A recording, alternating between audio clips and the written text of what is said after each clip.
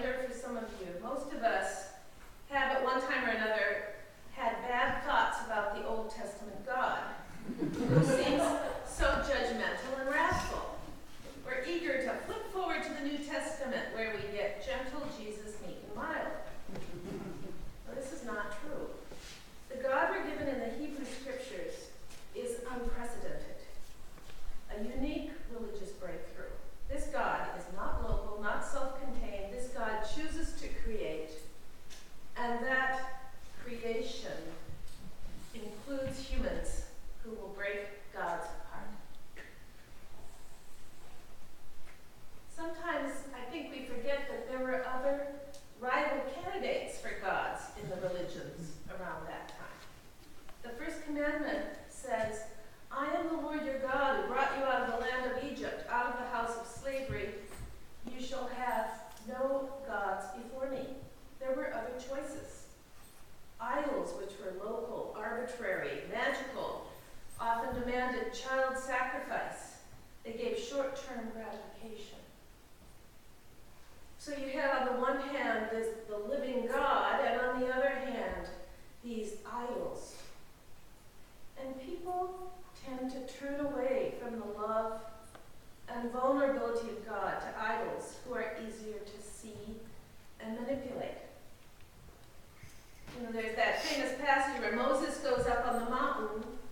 He's gone for a while. They can see the clouds and smoke and fire up on the mountain. And the people say to Aaron, please, give us an idol.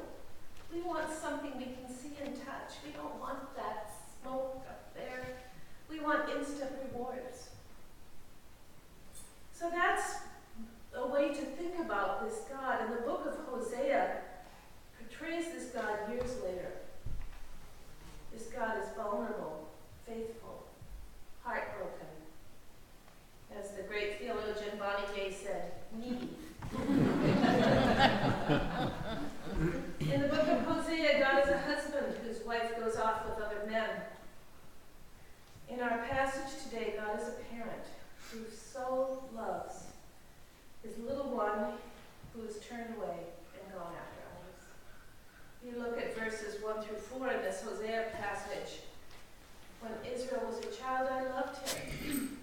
Out of Egypt I called my son. The more I called them, the more they went from me. They kept sacrificing to the Baals, offering incense to idols. Yet it was I who taught Ephraim to walk. I took them up in my arms. They didn't know that I healed them. I led them with cords of human kindness, with bands of love. I was to them like those who lift infants to their cheeks. I bent down to them and fed them.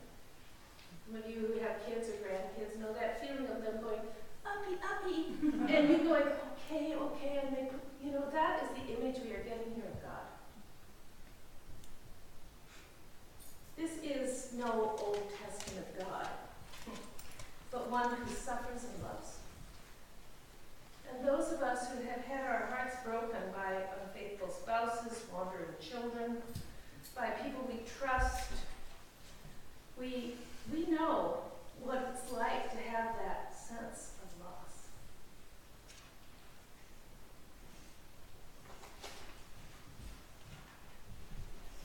What we are given is a God who bends down and lifts up, and this God, accommodation of God, it's the theological term.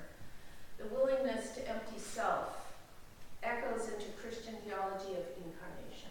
In Philippians, that passage about God, Jesus emptied himself so he could live amongst us. So here in the book of Hosea, there's this stark choice. Would you like God, who's the creator, the one true God, who is deeply committed to you, whose heart breaks with love? Or on the other hand, would you like to sign on with a local idol who might guarantee your crops if you offer the right sacrifice, maybe a child?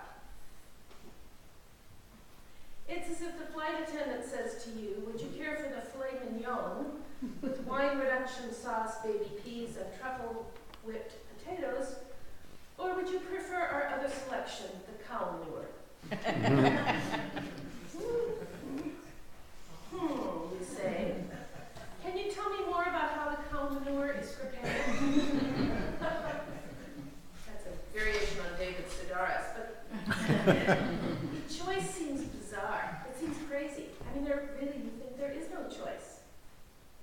But it seems crazy, and yet it's something we all do regularly.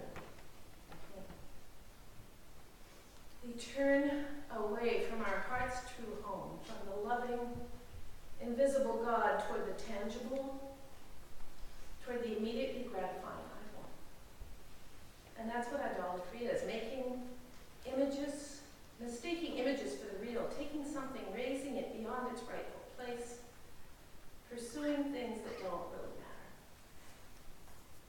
I think we do it so easily we hardly even notice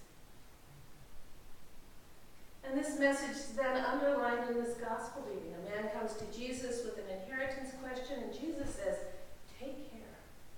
Be on your guard against all kinds of greed, for one's life does not consist in the abundance of possessions. Notice that what Jesus says here is exactly the opposite of what our culture tells us. Our culture tells us, the media in all its forms, says, life consists of the abundance of your possessions, doesn't it? In a way, that message is given to us all the time. Advertisements bombard us. Buy this, buy that, you'll be happy, you'll be secure, you need the newest. This card gives instant rewards, don't wait. And Jesus goes on to tell this story. This rich man whose barns are full to bursting, but he wants more, just to make sure. People around may be hurting, but hey, it's probably their fault. And where am I going to put all this stuff? Pull down barns, put up new ones, get storage units, fill your garage or basement. He doesn't know that his life is nearly over. And Jesus says, so it is with those who store up treasures for themselves, but are not rich toward God. So this is choice again. Treasures for yourself, that's idolatry. Rich toward God. Now I've got to say that one of the few gifts that you can associate with cancer is that it can shake a person, a family, out of their forgetfulness, their sleepwalking, their idolatry. Just over a year ago, on July 16th, my son got his cancer diagnosis. And it was as if suddenly it became clear what really mattered. Not this home improvement project or that knitting pattern, not that latest piece of camping equipment or losing that weight, not what people think of me, publishing that book. That all kind of shriveled. And it was clear to me, to my son, that what really matters is love, people, depth, being present in the now, which is all any of us have anyhow. Jesus said it. He said, what does it profit a person if they gain the whole world and lose themselves? The man in our story, this rich man that Jesus talks about, did not have a July 16th that we did. He was still buzzing along in oblivion. This barn can go here, with the wine cellar over here, and then he's dead. And I trust we don't all need a July 16th to shock us into turning from our idols to the living God. But I will say it's not a once and for all turning. I keep finding myself wanting to turn back toward those idols, having to say, no, Mary Ellen, what you need right now is to be present and to remember your deep roots in God, and this is what you need to be prioritizing. Otherwise, I would go off back again to those. So how can we meet this challenge and not become those who store up treasures for ourselves, but instead are rich toward God? How can we live in ways that fit with what we say we most fully care about? Many of us will say one thing, and yet if you looked at our lives, you wouldn't necessarily see that in our lives.